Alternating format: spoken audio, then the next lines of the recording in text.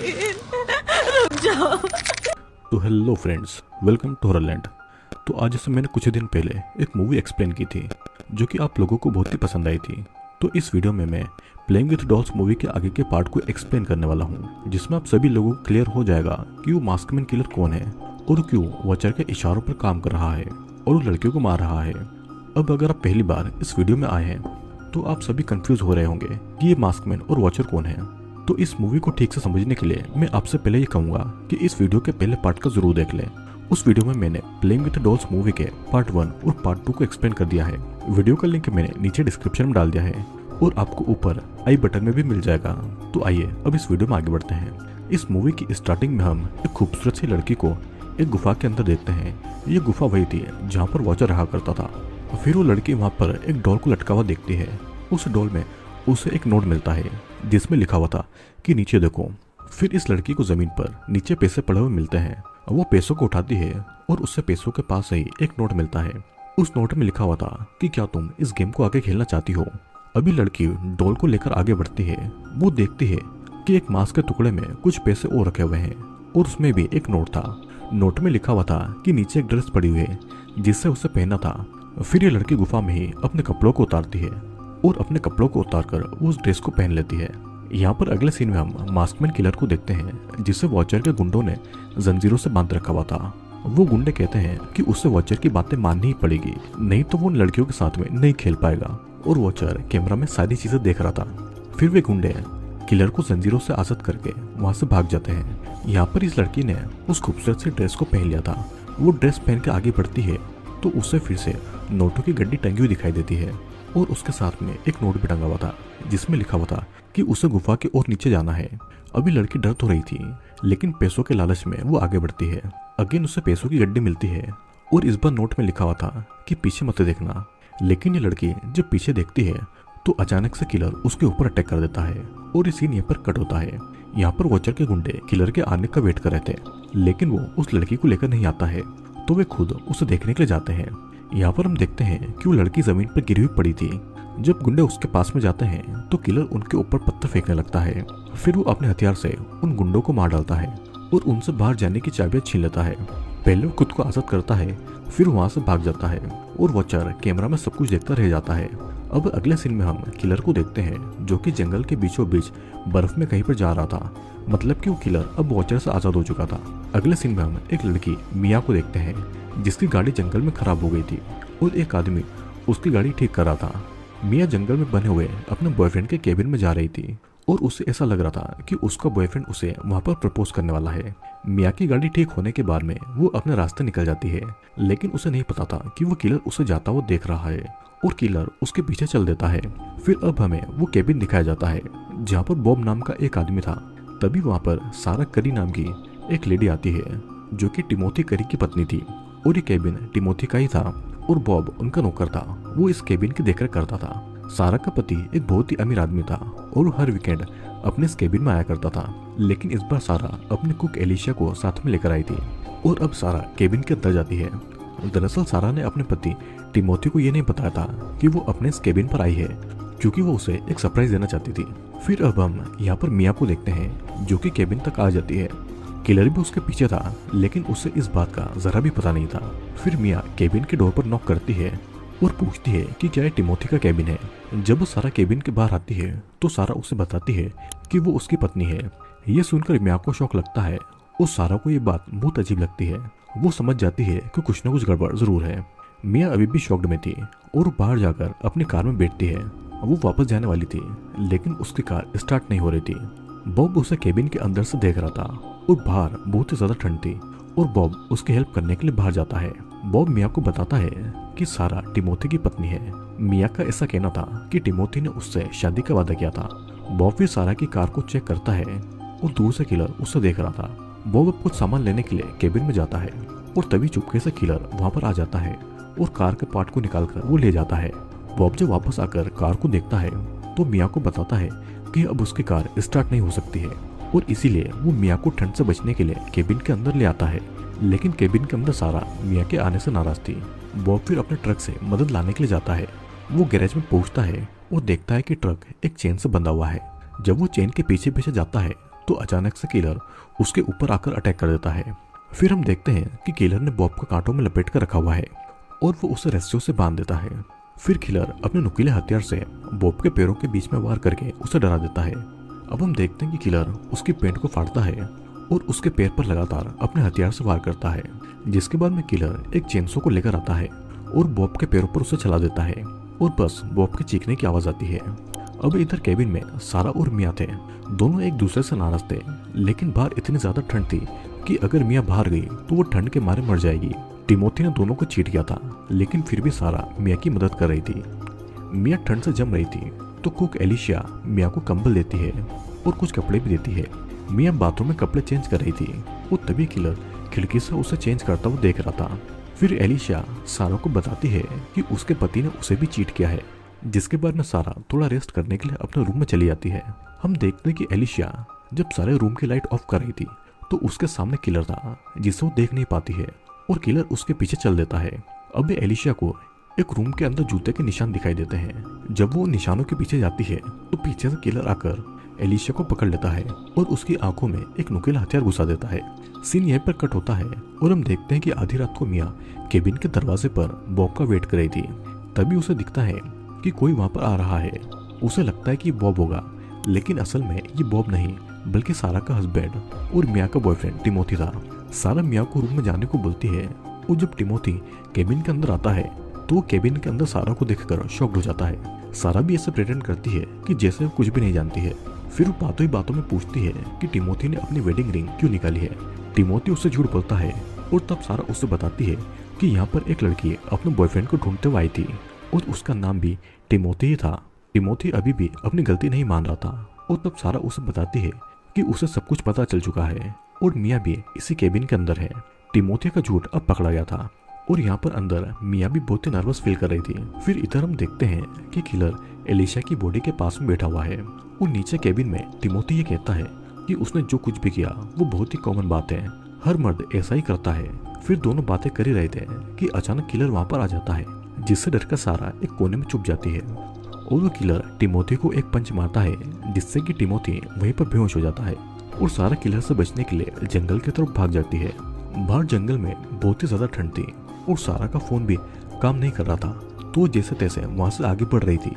फिर हम देखते हैं कि किलर टिमोथी को उठाकर कहीं पर ले जाता है। मिया अभी भी केबिन के रूम में ही थी, वो परेशान थी और तभी अचानक किलर पूरे केबिन की लाइट को बंद कर देता है। मिया को नहीं पता था कि किलर घर में घुस चुका है। फिर मिया को वहां से कार की चाबियां मिलती है और इसीलिए वो एक नोट छोड़कर वहां से निकलने वाली थी। वो जैसे ही बाहर जाती है तो देखते हैं कि सारा बर्फ पर पड़ी हुई ठंड से जम रही थी। सारा मिया को अपना जैकेट पहनाकर अपने साथ में वापस केबिन के अंदर ले आती है। सारा ठंड के मारे जम चुकी थी और उसे होश में लाने के लिए मिया बाथटब को गर्म पानी से भरने गई थी, लेकिन यहाँ पर किलर सारा के पास में आ चुका था। वो अपने हथियार को उसके चेहरे पर टच करता है, लेकिन सारा को होश में आने से पहले ही वो वहां से चला जाता है। फिर अब मिया सारा को लेकर बाथरूम में जाती है और किलर को ऐसा लग रहा था जैसे कि उसे मिया पसंद है। फिर मिया सारा को गर्म पानी में डाल देती है और जब मिया बाहर जाती है तो किलर उसके पीछे पड़ जाता है। किलर मिया को पकड़ लेता है और मिया के चिल्लाने की आवाज से सारा बाथटब से उठ जाती है और वो अपने रूम में जाकर पहले तो अपने कपड़े बदलती है और फिर अपनी सेफ्टी के लिए एक गन को वहां से उठा लेती है। मिया भी अब एक रूम में आकर बेड के नीचे छुप जाती है। किलर भी थोड़ी देर के बाद में उसी रूम में आ जाता है और वो बेड के ऊपर बैठ जाता है। फिर वो धीरे से बेड के अंदर अपना हाथ डालता है और मिया को पकड़ लेता है। मिया की आवाज से सारा भी चौकन्नी हो गई थी। वो देखते है कि किलर मिया को पकड़कर ले जा रहा था और इसीलिए सारा उसे शूट करने वाली थी, लेकिन उसका निशाना चूकता है और गलती से गोली किलर की बजाय मिया को लग जाती है, जिससे कि मिया घायल हो जाती है और किलर सारा को एक पंच मारता है और इसी के साथ ये सीन यहाँ पर कट होता है। अब अगले सीन में हम देखते हैं कि सारा किलर के ठिकाने पर है, जहाँ पर इंसानों की बॉडी के कटे हुए हिस्से पड़े हुए थे। सारा को जब होश आता है तो वो उल्टी करती है और उसके मुंह से किसी का कटा हुआ अंगूठा निकलता है। फिर सारा अपने चारों ओर देखकर डर जाती है।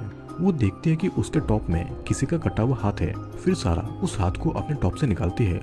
वो देखते हैं कि वहाँ पर किलर कहीं नहीं है, तो इसी मौके का फायदा उठाकर वो वहाँ से भाग जाती है। सारा अब जंगल के बीचों बीच बर्फ में यहाँ वो भाग रही थी। वो देखती है कि किलर किसी की बॉडी के टुकड़े टुकड़े कर रहा है और अचानक किलर की नजर सारा पर पड़ जाती है और वो उसके पीछे भागने लगता है। सारा उससे ज्यादा दूर तक नहीं भाग पाती है और किलर सारा को पकड़ लेता है। वो उसे खींचता हुआ अपने साथ में ले जा रहा था और सारा कुछ नहीं कर पाती है। फिर वो सारा को अपने ठिकाने पर लाकर उसके मुंह में किसी के इंटेस्टाइन को डालने की कोशिश करता है, लेकिन सारा उसे नहीं खाती है। तो इसीलिए वो किलर एक आंख को सारा के मुंह में जबरदस्ती डाल देता है, लेकिन सारा उल्टी करके उस आंख को अपने मुंह से निकाल देती है। अब किलर फिर से सारा को भागने का मौका देता है। किलर समझ नहीं पा रहा था कि वो उसे जाने दे या पकड़ ले, तो इसलिए किलर फिर से सारा के पीछे भागता है। सारा फिर अचानक बर्फ के बीच एक गड्ढे में गिर जाती है और किलर भी उसके पीछे एक गड्ढे में गिर जाता है। सारा इसी मौके का फायदा उठाकर फिर से वहां से भाग जाती है। किलर सारा को फिर से पकड़ता है और वो उसके सर पर एक जोरदार वार करता है, जिससे कि वहीं पर बेहोश हो जाती है। अब हम देखते हैं कि किलर ने सारा को एक पेड़ से बांध कर रखा हुआ है। सारा बेहोश थी और किलर सारा के चेहरे पर अपने हथियार से मारने वाला था, लेकिन अचानक से एक बेहोशी का इंजेक्शन किलर की बॉडी पर आकर लग जाता है और हम देखते हैं कि कुछ आदमी अपनी गन को लेकर वहां पर आए हुए थे। ये लोग वॉचर के आदमी थे जो कि किलर को पकड़ने के लिए आए थे। वो सारा के भी कंधे पर एक गोली मारते हैं। अब वॉचर के आदमी सारा को मारकर सारे सबूत को मिटाना चाहते थे, लेकिन मिया वहां पर आकर उस गनमैन के ऊपर गोली चलाकर उसे मार डालती है। अब मूवी के एंड में मिया सारा को अपने साथ में कार में बिठाकर ले जा रही थी। वॉचर के आदमी उन दोनों को वहां से भागता हुआ देखते हैं। वो गनमैन उन दोनों के ऊपर गोली चलाने ही वाला था कि तभी वहां पर किलर आ जाता है और वो गनमैन की पूरी खोपड़ी एक ही बार में उड़ा देता है। और इसी के साथ में इस मूवी का थर्ड पार्ट यहीं पर खत्म हो जाता है। और दोस्तों, यहाँ से इस मूवी का चौथा पार्ट शुरू होता है। चौथे पार्ट की शुरुआत में हम एक लड़की को जंगल में बेहोश पड़ा हुआ देखते हैं। इस लड़की का नाम इस मूवी में रेचल बताया गया है। रेचल के हाथों में एक लंबी सी चेन बंधी हुई थी। रेचल को जब होश आता है तो देखते हैं कि वो जंगल में है और चारों तरफ आग लगी हुई है और उसके हाथों में एक चेन भी बंधी हुई थी। वो उस चेन को खोलने की कोशिश करती है, लेकिन वो चेन उससे नहीं खुलती है। फिर जब वो उस चेन के सिरे को पकड़कर जब उसके दूसरे सिरे तक पहुंचती है तो देखते हैं कि दूसरी तरफ वो किलर चेन से बंधा हुआ था और वो बेहोश था। किलर के हाथों में चेन को खोलने वाली चाबी थी। रेचल बहुत ही ज्यादा डरी हुई थी। वो जैसे तैसे धीरे धीरे करके आगे बढ़ती है और उस किलर से चाबियों को लेने जाती है।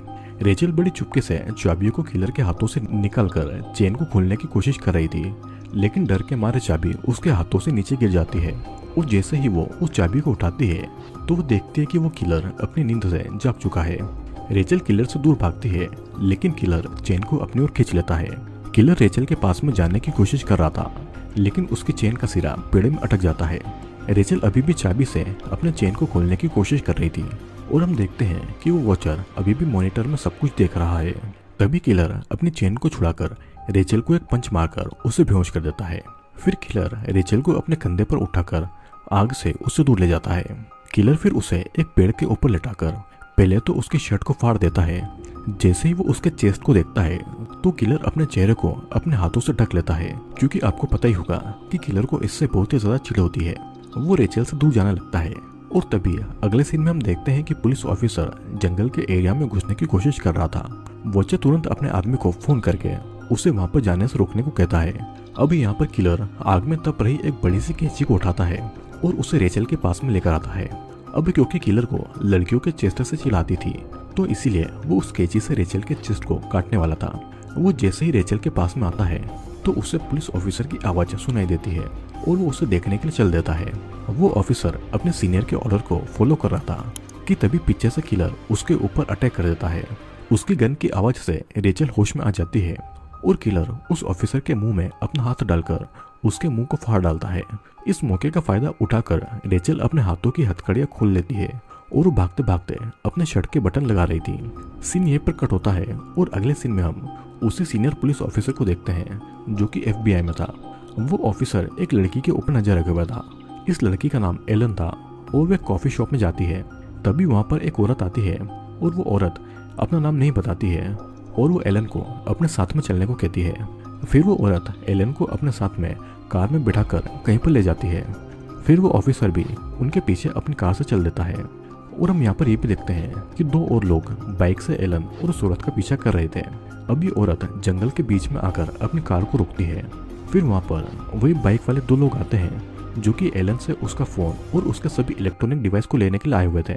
दरअसल एलन एक रिपोर्टर थी और वो FBI के मोस्ट वांटेड क्रिमिनल का इंटरव्यू लेने जा रही थी ताकि वो इस क्रिमिनल की कहानी पूरी दुनिया के सामने ला सके और रेचल पूरी दुनिया की सबसे अच्छी रिपोर्टर बन सके।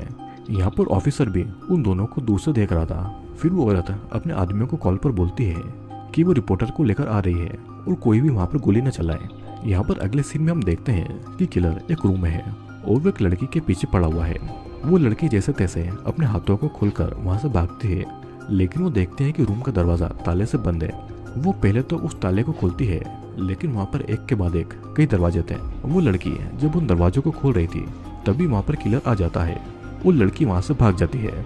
लड़की फिर किलर को मारने के लिए एक बड़ा सा हथौड़ा उठाती है और किलर भी उससे लड़ने के लिए अपने हथियार को गिरा देता है। वो लड़की की तरफ आगे बढ़ता है, लेकिन उस लड़की से भारी भरकम हथौड़ा नहीं संभल पा रहा था, तो इसीलिए किलर उससे वो हथौड़ा छीन लेता है। वो उस लड़की का गला दबाता है और हथौड़े के एक ही वार से उस लड़की के खूबसूरत चेहरे को चकनाचूर कर देता है। फिर अगले सीन में हम देखते हैं कि वो औरत एक जगह पर आकर अपनी कार को रोकती है और एलन को उतारकर उसके मुंह पर एक कपड़ा बांधकर उसे फिर से कार में बिठाकर कहीं पर ले जाती है, ताकि एलन को पता न चले कि आखिरकार उसे कहां पर ले जाया जा रहा है। और इस पूरे नज़ारे को पुलिस ऑफिसर दूर से खड़ा हुआ देख रहा था। अब एलन को एक खुफिया जगह पर लाया जाता है और उसके चेहरे का कपड़ा हटाकर वो औरत उससे अपने कपड़े बदलने को कहती है। एलन ऐसा बिल्कुल भी नहीं करना चाहती थी, तो इसीलिए वो औरत एलन को कहती है कि अगर उसे इस क्रिमिनल का इंटरव्यू लेना है तो उसे ऐसा करना ही पड़ेगा। तो आखिर कौन था वो क्रिमिनल जिसका इंटरव्यू लेना एलन के लिए इतना ज़्यादा जरूरी था? ये तो वीडियो में आगे आपको पता चली जाएगा। एलन अपने कपड़े बदलने के लिए राजी हो जाती है और बदले में वो लेडी से कैमरा मांगती है ताकि वो किलर के इंटरव्यू को रिकॉर्ड कर सके। फिर एलन वहाँ पर रखे हुए कपड़ों में से एक ड्रेस चुनती है और वो देखती है कि वहाँ पर चारों तरफ कैमरा ही कैमरा लगे हुए थे, लेकिन एलन को एक स्टार रिपोर्टर बनना था, तो इसीलिए वो अपने पूरे कपड़े उतारती है। वो जैसे ही अपने कपड़े उतारती है तो पीछे से किलर का हाथ आता है, लेकिन एलन को इस बारे में कुछ पता नहीं चलता है। अब इधर ऑफिसर भी जंगल के अंदर भटक चुका था। उसे नहीं पता था कि एलन को कहाँ पर ले जाया गया है और अब उसके फोन में सिग्नल भी नहीं आ रहा था। फिर अचानक से ऑफिसर के ऊपर वॉचर के लोग गोली चलाने लगते हैं और वो उनसे बचकर उनके ऊपर वार करता है। दोनों के बीच में गोलीबारी होती है और इसमें पुलिस ऑफिसर वॉचर के आदमी को घायल कर देता है। फिर ऑफिसर उस आदमी के पास में आकर उसे एक लड़की का फोटो दिखाता है और उससे पूछता है कि क्या उसने इस लड़की को कहीं देखा है। वो आदमी कुछ बोल पाता उससे पहले ही वो मारा जाता है। अब यहाँ पर हम एलन को एक खूबसूरत सी ड्रेस में देखते हैं। ये क्रिमिनल और कोई नहीं बल्कि वॉचर ही था। वो एलन के पास में आकर उसे गलत तरीके से छूता है, लेकिन एलन वहाँ पर कुछ भी नहीं कर सकती थी। फिर एलन वॉचर का इंटरव्यू लेना शुरू करती है। वॉचर एक बहुत ही अमीर आदमी था और वो अपना पैसा ऐसी फिल्में बनाने में लगाता था जिसमें एक्ट्रेस को असली में मार दिया जाता है, लेकिन वॉचर का ऐसा मानना था कि लोग उसके बारे में गलत सोचते हैं। वो कोई भी गलत काम नहीं करता है। फिर वॉचर एलन से कहता है कि तुम अपनी जिंदगी से क्या चाहती हो, जिस पर एलन कहती है कि वो हमेशा खुश रहना चाहती है। वॉचर भी कहता है कि वो भी खुश रहने के लिए ये सब कुछ करता है। एलन अब आगे पूछती है कि वो लड़कियों को ऐसी फिल्म में काम करने के लिए राजी कैसे करता है, जिस पर वॉचर कहता है कि ज्यादातर लड़कियां सेलिब्रिटी बनना चाहती थी और उसने उन लड़कियों को उसी का लालच दिया। पैसों और शोहरत के लिए इंसान कुछ भी कर सकता है। वॉचर हमेशा ऐसी लड़कियों को टारगेट करता था जिनके फादर और हस्बैंड नहीं हुआ करते थे। वॉचर फिर एलन से उसकी पर्सनल बातें पूछता है कि क्या उसके पिता जिंदा है, जिस पर वो कहती है कि उसके पिता नहीं है। और ऐसा बोलते समय एलन इमोशनल हो जाती है और शायद एलन को भी अब ऐसा लग रहा था कि उसे यहाँ पर इसलिए लाया गया है कि उसके भी फादर और हस्बैंड नहीं है। एलन वॉचर से आगे पूछती है कि उसने आखिरी बार ऐसी मूवी कब बनाई थी, और वॉचर उसे बताता है कि अभी भी जंगल में कई लड़कियां हैं जिनके साथ में ये खेल खेला जा रहा है, मतलब कि ये मूवी हमेशा बनती रहती है। वॉचर आगे बताता है कि आज से 10 साल पहले वो दुनिया की सबसे खतरनाक जेल में था। उसके पास वाले सेल में उसे वो किलर मिला। वॉचर उस किलर को हेवोक कहता है, और जब वॉचर जेल से बाहर आया तो उसने पैसे देकर हेवोक को उस जेल से बाहर निकाल लिया और अब हेवोक वॉचर का गुलाम है। जिस प्रकार किसी आर्टिस्ट को पेंटिंग करने में मजा आता है, उसी प्रकार हेवोक को लोगों को मारने में मजा आता है। हेवोक ने वॉचर के पास से भागने की कई बार कोशिश की थी, लेकिन अब वो उसकी बातें मानता है और हेवोक ही वॉचर की फिल्मों का स्टार है। हेवोक की लड़कियों को मारता है और हेवोक इतना ज्यादा खतरनाक है कि वॉचर भी उससे डरता है और वो हमेशा एक गन को अपने पास में रखकर सोता है कि कब उसकी जरूरत पड़ जाए। एलन अब वॉचर की बातों से डरने लगी थी। वो समझ चुकी थी कि वो यहाँ पर अपनी मर्जी से नहीं आई है, बल्कि उसे यहाँ पर लाया गया है। एलन वहाँ से जाना चाहती थी कि तभी वॉचर एक बटन दबाता है जिससे कि एक जहरीली गैस निकलती है और एलन वहीं पर बेहोश हो जाती है। अगले सीन में हम देखते हैं कि एलन को एक पेड़ से बांधकर लटकाया गया है। फिर वहाँ पर हेवोक आता है और उसके गर्दन पर अपना नुकीला हथियार रखता है। यहाँ पर हम ये भी देखते हैं कि ऑफिसर उस औरत और उसके आदमी तक पहुँच जाता है। वो उनको भी एक फोटो दिखाकर उस लड़की के बारे में पूछ रहा था, जो कि मूवी की शुरुआत में दिखाई जाने वाली रेचल थी। गुंडे उसके ऊपर गोले चलाने लगते हैं, लेकिन उससे पहले ही ऑफिसर उन्हें अपने गोलियों से उड़ा देता है। गोलियों की आवाज हेवोक को आ जाती है। फिर वो एलन को जगा देता है और अब वो पास में बंधी हुई एक और लड़की के पास में जाता है। पहले तो हेवोक अपना एक औजार उठाता है, फिर उससे वो उस लड़की की गर्दन में एक छेद करता है और लड़की के खून को एक मग में भरकर एलन के पास में ले आता है। हेवोक जबरदस्ती एलन को उस लड़की का खून पिला देता है। फिर हेवोक एलन की ड्रेस को अपने हाथों से फाड़कर उसे पूरी तरीके से नेकेड कर देता है। और अब हेवोक एलन को मारने वाला था कि तभी उसे फिर से गोलियों की आवाज़ें सुनाई देती है और वो उन आवाज़ों के पीछे चल देता है। इस मौके का फायदा उठाकर एलन वहाँ से अपने हाथों को छुड़ाकर और अपने शरीर को अपने हाथों से ढककर वहाँ से भाग जाती है। एलन को जंगल में फिर एक लड़की का टॉप मिलता है जिसे वो पहन लेती है। फिर वो हेवोक की कुल्हाड़ी को अपनी सेफ्टी के लिए उठा लेती है और आगे चल देती है। अब इधर ऑफिसर अभी भी वॉचर के गुंडों से लड़ रहा था और वो औरत भी वहां से भाग रही थी। वो औरत भागती भागती जंगलों के बीच में आ जाती है और इधर एलन भी अपनी इस हालत के लिए बहुत ही ज्यादा गुस्सा थी। वो देखती है कि कोई उसकी तरफ आ रहा है और उस औरत को अपनी कुल्हाड़ी से काट काट कर मार डालती है और एलन अपना पूरा गुस्सा उस औरत के ऊपर निकालती है। अब यहाँ पर ऑफिसर गुंडों को अपनी गोलियों से उड़ा देता है। फिर वो अपनी गन लेकर आगे बढ़ता है और वो सामने एलन को अपने हाथों में कुल्हाड़ी लिए देखता है। वो एलन को कुल्हाड़ी को फेंक कर अपने दोनों हाथ ऊपर करने को कहता है, जिसके बाद में वो उसे बताता है कि वो एक पुलिस ऑफिसर है। वो ऑफिसर रेचल का फोटो एलन को दिखाता है, लेकिन एलन को रेचल के बारे में कुछ भी पता नहीं था। एलन उसे बताती है कि वो यहाँ पर एक मर्डर का इंटरव्यू लेने के लिए आई थी, लेकिन वो खुद ही यहाँ पर फंस गई। एलन उसे हेवोक के बारे में बताती है और वो कहती है कि वो उसे यहाँ से बचाकर ले चले, क्योंकि हेवोक कभी भी यहाँ पर आ सकता है। ऑफिसर यहाँ पर रेचल को ढूंढने आया था और वो यहाँ से वापस नहीं जा सकता था, तो इसीलिए वो एलन को अपने साथ में बाइक पर बैठाकर उसे जंगल से बाहर छोड़ने के लिए जाता है। दोनों फिर एक जगह पर आ जाते हैं जहाँ पर वो एलन को छोड़कर वापस जाना चाहता था। असल में ये पुलिस ऑफिसर रेचल यानी कि अपनी बेटी को बचाने के लिए आया था। ऑफिसर एलन को अपनी कार लेकर वापस जाने को कहता है, लेकिन वो देखते हैं कि उसकी कार के पास वॉचर के आदमी थे और इसलिए फिर दोनों वहाँ पर रुककर उनके जाने का इंतजार करते हैं। यहाँ पर ऑफिसर एलन को बताता है कि उसकी बेटी रेचल एक एक्टर है, लेकिन वो उसे 10 साल से नहीं मिला क्योंकि उसका उसकी पत्नी के साथ डिवोर्स हो गया था। फिर एक दिन उसकी एक्स वाइफ ने रेचल के गुम हो जाने की रिपोर्ट लिखवाई और वो सबूतों का पीछा करते करते इस जंगल तक आ गया। तभी वॉचर के आदमी पुलिस कार के टायर को पंचर कर देते हैं और गुंडों का ध्यान भटकाने के लिए वो ऑफिसर उन पर गोलियां चलाता है। यहाँ पर हम देखते हैं कि जंगल में एक और लड़की को हेवोक ने बांध कर रखा है और वो उसके पास में आकर उसे हड्डियों का एक मास्क पहनाता है। फिर वो उसे इंसानों की चमड़ी से बना हुआ एक कपड़ा उसके ऊपर डाल देता है। यहाँ पर हम देखते हैं कि ऑफिसर और एलन जंगल से भाग रहे थे और हेवोक की नजर उन दोनों के ऊपर पड़ जाती है और वो उन दोनों के पीछे चल देता है। यहाँ पर ऑफिसर वॉचर के गुंडों से भाग रहा था और वो एलन को एक पुरानी कार में छुपाकर गुंडों से लड़ने के लिए चल देता है। अब हेवोक भी एलन की कार तक पहुंच गया था और एलन अब बहुत ही ज्यादा डर चुकी थी। हेवोक उस कार के गेट को खोल रहा था, लेकिन एलन दूसरे दरवाजे से निकलकर वहां से भाग जाती है। फिर वो एक पाइप के अंदर जाकर छुप जाती है, लेकिन किलर वहां भी आ जाता है। यहाँ पर हम देखते हैं कि ऑफिसर ने कई गुंडों को मार गिरा है, लेकिन गुंडे बहुत ही सारे थे और उसकी गोलियां भी अब खत्म होने वाली थी। फिर वो अपने एक ही शॉट से उस गुंडे को मार डालता है और उसकी गन को उठाकर वहां पर आ रहे कई सारे गुंडों को मारता चला जाता है। अब इधर हेवोक एलन के पीछे पड़ा था। वो उससे भागती भागती एक तालाब के अंदर चली जाती है और अब वहां पर हेवोक से बचने का कोई रास्ता नहीं था। हेवोक एलन को बाहर निकालकर उसके टॉप को ऊपर करता है और फिर वो अपने नुकीले जंग लगे हथियार को उसके पेट में घुसाकर उसके पेट को पहले तो चीरता है, फिर उसकी अथड़ियों को निकाल देता है। अब सीन यहाँ से कट होता है और हम उसी लड़की को बंधा हुआ देखते हैं जो कि मदद के लिए चिल्ला रही थी। फिर वो बेहोश हो जाती है और अब यहाँ पर ऑफिसर पूछता है। वो उस लड़की को जगाता है और वो लड़की ऑफिसर से मदद मांगती है। ऑफिसर अब उस लड़की से रेचल के बारे में पूछता है। वो लड़की बताती है कि रेचल को कुछ हफ्तों पहले यहाँ पर उसके साथ में ही लाया गया था। उन्हें यहाँ पर हर तरीके से टॉर्चर किया जा रहा था, लेकिन रेचल को पता था कि उसके पिता यहाँ पर उसे बचाने के लिए जरूर आएंगे। फिर वो लड़की उसे रेचल तक पहुँचने का रास्ता बताती है और ऑफिसर उस लड़की को छोड़कर अपनी बेटी को बचाने के लिए निकल पड़ता है। यहाँ पर रेचल को हेवोक ने बांध कर रखा हुआ था। फिर वो ऑफिसर को अपनी गन को नीचे रखने को कहता है और खुद भी अपना हथियार फेंक कर उससे लड़ने के लिए आ जाता है।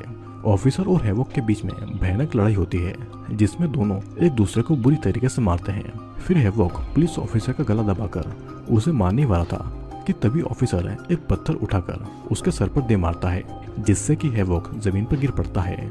और अब पुलिस ऑफिसर अपनी बेटी रेचल को जंजीरों से खोल देता है। दोनों एक दूसरे से मिलकर बहुत ही ज्यादा खुश थे और रेचल कहती है कि उसे पता था कि वो उसे बचाने के लिए जरूर आएंगे। यहाँ पर हैवॉक फिर से उठकर ऑफिसर के पास में आता है। ऑफिसर को पता था कि वो हैवॉक से नहीं बच पाएगा, तो इसीलिए वो रेचल को आखिरी बार आई लव यू कहता है और उसे यहाँ से भागने को बोलता है। रेचल फिर वहाँ से भाग जाती है और ऑफिसर अब हैवॉक का सामना करता है ताकि रेचल को भागने का समय मिल जाए। फिर ऑफिसर हैवॉक को लेकर पहाड़ से कूद जाता है, लेकिन हम देखते हैं कि हैवॉक वहाँ से वापस जिंदा आ जाता है और अब वो रेचल को मारने वाला था। वॉचर ये सारी चीजें अपने मॉनिटर में देख रहा था। वो अपने आदमियों को ऑर्डर देता है कि वो रेचल को मार डाले। वॉचर के गुंडे रेचल को गोली से मारने वाले थे कि तभी हैवॉक अपने हथियार से गुंडे के सर के 2 टुकड़े कर देता है और वो खुद रेचल के पीछे जाता है, यानी कि रेचल अब उसका शिकार थी। और इसी के साथ में इस वीडियो और इस मूवी के चारों पार्ट यहीं पर खत्म होते हैं। तो दोस्तों अब आपको समझ में आ ही गया होगा कि आखिरकार वो किलर कौन था और वो क्यों लड़कियों को मार रहा था और वॉचर भी ऐसा क्यों कर रहा था। पूरी मूवी एक अमीर आदमी वॉचर के इस भयानक खेल के ऊपर है, जो कि अपनी फैंटेसी को पूरा करने के लिए एक भयानक क्रिमिनल बन गया। खैर ये तो रही मूवी की बात, लेकिन आपको ताज्जुब होगा कि ऐसा सिर्फ मूवी में ही नहीं होता है, बल्कि असलियत में भी ये सारी चीजें कहीं ना कहीं होती जरूर है। ये बात मैं अपने डार्क वेब वाले वीडियो में कर चुका हूँ, तो आप उन वीडियोस को भी चेकआउट जरूर करिएगा। बाकी अगर आप चाहते हैं कि मैं इस टॉपिक पर डिटेल में वीडियो बनाऊं तो नीचे कमेंट में जरूर बताएं। तो अब मैं आपसे मिलूंगा अगले वीडियो में।